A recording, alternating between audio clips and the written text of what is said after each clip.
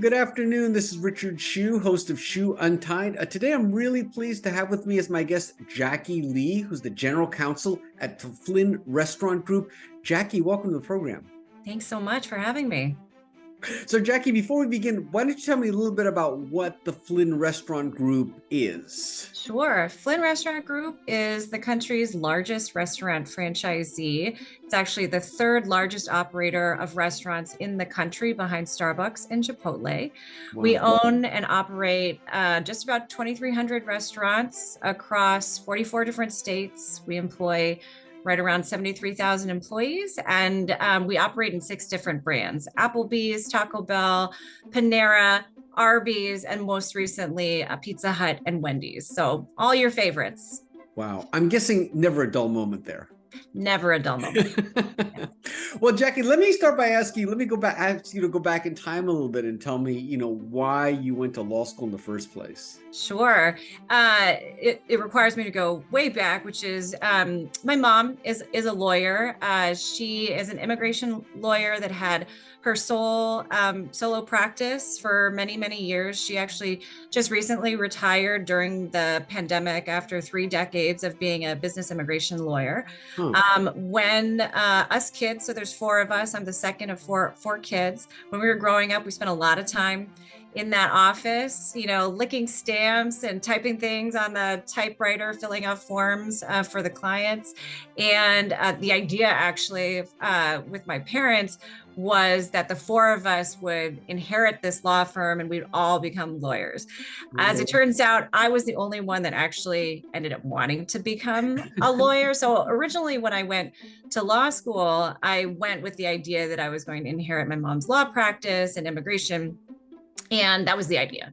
I got to Hastings, now known as UC SF Law, UC Law SF, most recently changed its name, and ended up, when I was there, taking an appellate advocacy course. There was moot court in that first year, and I realized I love litigation, but still had this plan of inheriting my mom's business immigration law practice. But moms know best, and I can say that now, especially since I'm a mom. Moms know best, and my mom knew that the business immigration just wasn't going to be my passion. So she really encouraged me after that first year in law school. You have your whole life to work at this law firm, my law firm. Why don't you try something new? So after that first year, I had externed at the San Francisco Superior Court, which was a great experience. And then for my second year of law school, I participated in OCI, ended up getting a job at Jones Day as a summer associate. And when I was there, I had an opportunity to work with some really excellent lawyers in the IP litigation group and realized that this was going to be my passion: litigation, working with great clients in areas where I'd be learning something new all the time.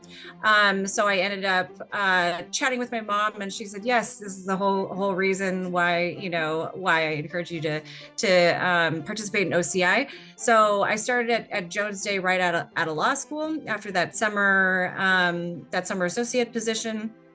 Loved being a litigator. Had the opportunity to go to trial a number of times when I was at the firm, ended up making partner at Jones Day. And then not long after making partner, about a year and a half in, so about 11 years into my practice, I ended up getting recruited to go to Flynn Restaurant Group, that time as a associate general counsel, and a year later was promoted into this position. Well, tell me, in your law practice days, what kind of cases did you litigate? All kinds of technology related litigation, so not necessarily IP related, so technology related business litigation as well as IP litigation. I remember one of my first trials, actually the first trial, was a very complex copyright litigation involving enterprise software with 2 large competitors. And I had worked on that case, I think probably for 7 years. We went to trial, and then we had the verdict vacated, and we were about to go to trial again. So worked a lot on that. I worked on cases involving semiconductor ball grid packaging, I worked on cases, really all cases that often ended up being bet the company types of cases, often involving competitors.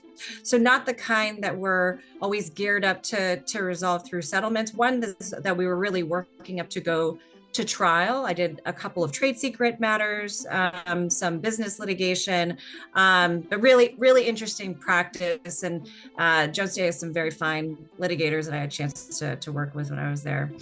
What would you say you enjoyed most about litigation? Is it, was it the brief writing? Was it the trial part of it? Is it the advocacy? What really gets you motivated in litigation? Yeah, I love brief writing. I love writing in general. In particular, I love, getting after a problem, getting all that case law, and then being able to articulate in a really crisp, persuasive way why ought to be right. And because I really enjoyed that writing part, I ended up also really enjoying motion practice. So whenever anybody asked me, oh, what's your favorite part about going to trial? My favorite part was always the evidentiary objections in the morning, arguing the motion practice. My favorite part is actually before trial, the pre-trial lead up. So we're talking motions in limine and Daubert motions, any dispositive motions. Loved that practice because it was something that you got to, stand up and deliver your arguments and be really well prepared for, and it's very much in your control. And I love that part of it. I just love the law part of it. Well, I can really hear the passion in your voice, and so I totally get that. So what was it that made you, so you love being a litigator, obviously you're enjoying doing that. What made you decide to try the in-house thing? I mean, what intrigued you about that? Yeah, such a good question. I actually had no intention of going in-house. I thought I would retire a Jones Day partner. So as I mentioned, about a year and a half into partnership, my mentor at the firm, the woman that had actually been one of the first lawyers to interview me for my summer associate position, someone I ended up working with a lot while I was at the firm. She left the firm to become Flynn Restaurant Group's General Counsel. And that was in fall of 2017.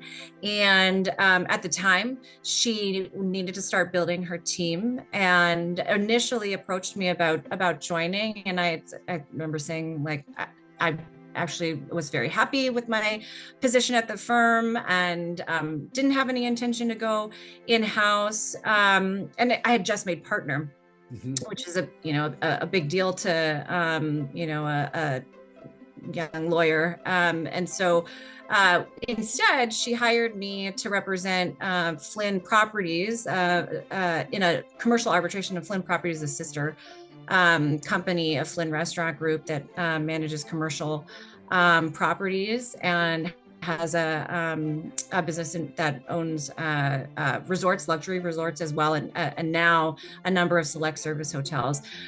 So she retained me to bring this case to arbitration. It was at the time my first opportunity to first chair a litigation. I got a chance to work with her again. I got a chance to meet our CEO and CFO, Greg Flynn and Lauren Cortina, prepare them for their testimony during that case. And we finished the arbitration in December, and in January we received a verdict in our favor and attorney's fees, which was a great result for the client. And not long after that, I received a formal offer from Flynn to join the company as their associate general counsel of litigation. And it was an offer that, after having, had this experience working with the Flynn leadership, which I have like the utmost respect for, and just really enjoying the process of working together with them, working together with Jane again, and the opportunity to run my own docket of cases, which would have been a change from being sort of one partner in a very large litigation practice at Jones Day, and it being in an industry that I find really interesting and fun. It ended up being one of those offers that I couldn't refuse. And I remember telling myself sort of in the back of my mind, if you don't like it, you could always go back to private practice. Your choice is to continue doing this one job that for another couple of decades, 3 decades or more, or you could, try something else, which for me, as someone who's risk averse, not like surprising in our industry to find somebody that's risk averse, but for someone that tends to like nestle down into the job and really make a home for herself with her colleagues, that wasn't a small thing, but it was a very calculated and informed risk that I was taking. And so I made the leap in-house, and I've been here ever since, and I certainly don't regret it. It's worked out pretty well. Yeah. Well, interesting. Well, tell me about that. I mean, was it an adjustment? Did you like it immediately? How was it different from being in private practice? It's so different, Richard. It's so different. I think that one of the biggest differences, and I tell anyone who joins the team for the first time, we have a lot of litigators that come directly from their law firms. It's going to take you 3 months. 3 months. And I promise after the 3 months, you're going to start to feel like yourself again. But once you come into the in-house role, the pace is so different. At a law firm, it's almost leisurely in comparison. And that's not to say that law firm lawyers don't work hard. They work incredibly hard. I was one of them.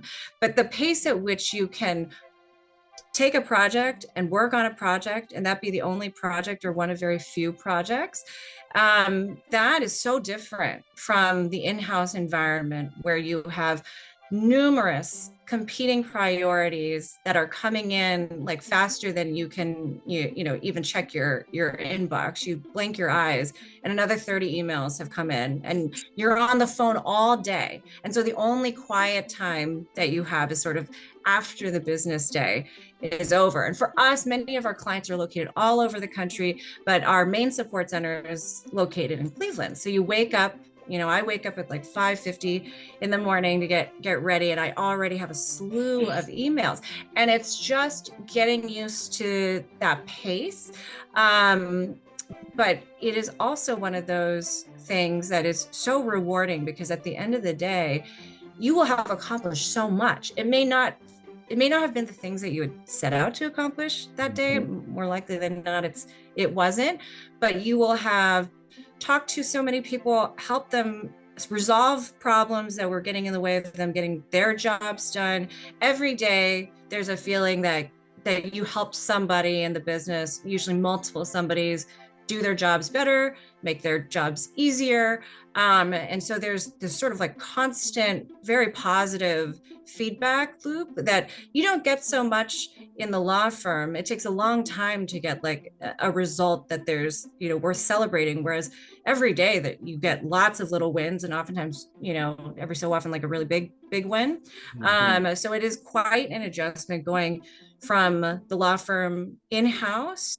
But for me, I was very lucky because I had somebody that I knew very well that was a great mentor, still is a great mentor, that was sort of giving me those boosts of encouragement along the way, when in those first 3 months, you feel like you don't know how to do your job, the job that you've known how to do for, the last 10 years or so for me. So it does take that adjustment, but you get there. So how big is your legal team now, or how big is your group now? Yeah. So when I was elevated into this role, there were 2 attorneys, and now we have 10 attorneys and 2 legal professionals. So the team has grown quite a bit. We actually doubled in size, both in terms of the size of the company, but also in terms of the legal team during COVID, which is, when you think about the industries that were the most impacted during COVID, to hear that the legal team of a restaurant company grew that size, maybe surprising to many. But we had most of our growth during COVID, when all we had was, interviews remotely on Zoom or Teams. So it's grown quite a bit. Now, how much time do you spend now kind of just managing your team versus actually doing the legal work? I mean, at this point, are you mostly managing, or do you still dig in and actually handle things directly? We're very much a roll up your sleeves kind of team. If you think about the size of the team, 10 lawyers is a lot more than 2 lawyers. But when you consider the size of the organization, 73,000 employees, we do our litigation in-house, much of our litigation in-house.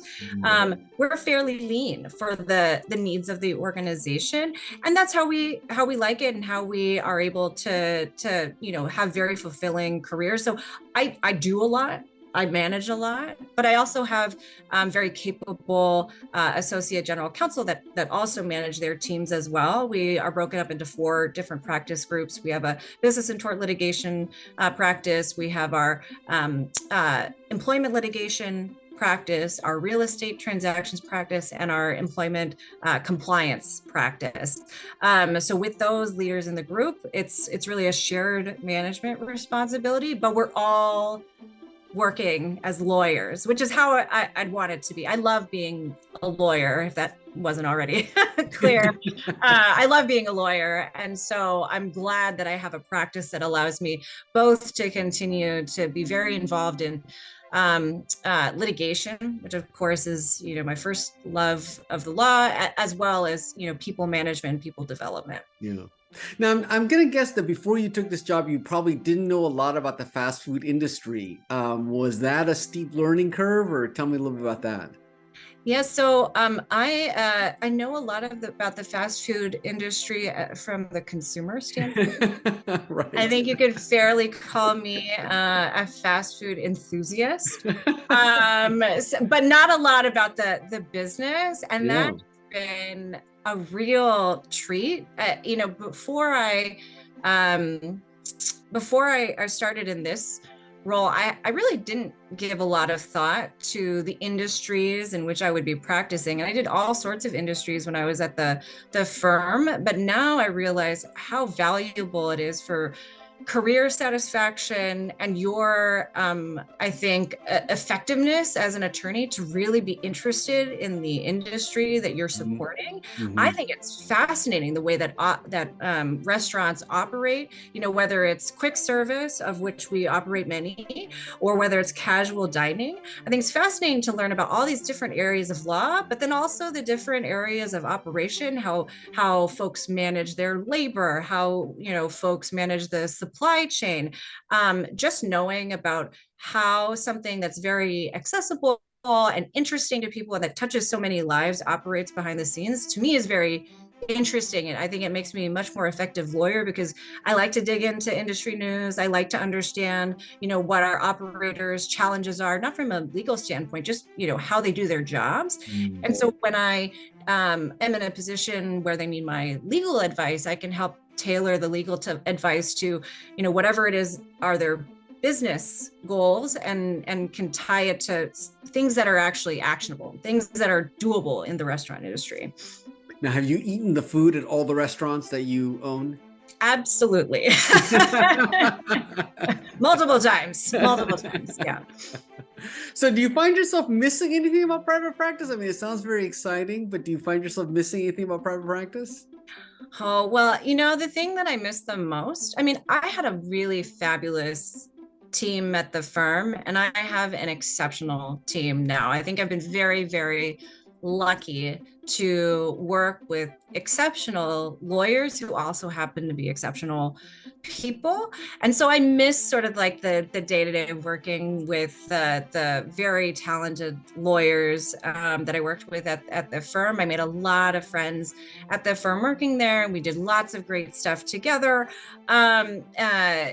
So I certainly miss that. I miss those folks, but we do keep in touch. But this role, as it turns out, like a role that I never thought that I wanted, or that I was suited for, actually really seems to suit me, and I enjoy it very much, and it sort of stretches me in different ways, and I learn something new every day. That's one of the reasons I gravitate towards IP litigation in the first place, is because you get to learn something new all the time and learn about how the world works at the same time that you got to be a lawyer. So I think it's just such a great fit for me.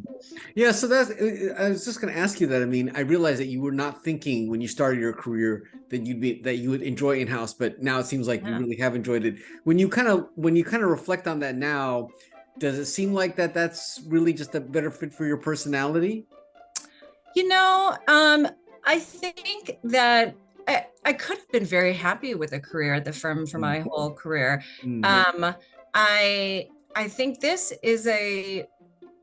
job allowed me to explore different capabilities of mine that I didn't know that I had. So at the firm, while I would manage litigation, I remember mentoring junior attorneys, and I really enjoyed that. I wasn't a people manager. Actually, very few lawyers at the firm are actual people managers. So I had no sort of insight into, whether I would be capable of that. Actually, if I probably asked myself that, when I was at the firm, like, do you want to manage people?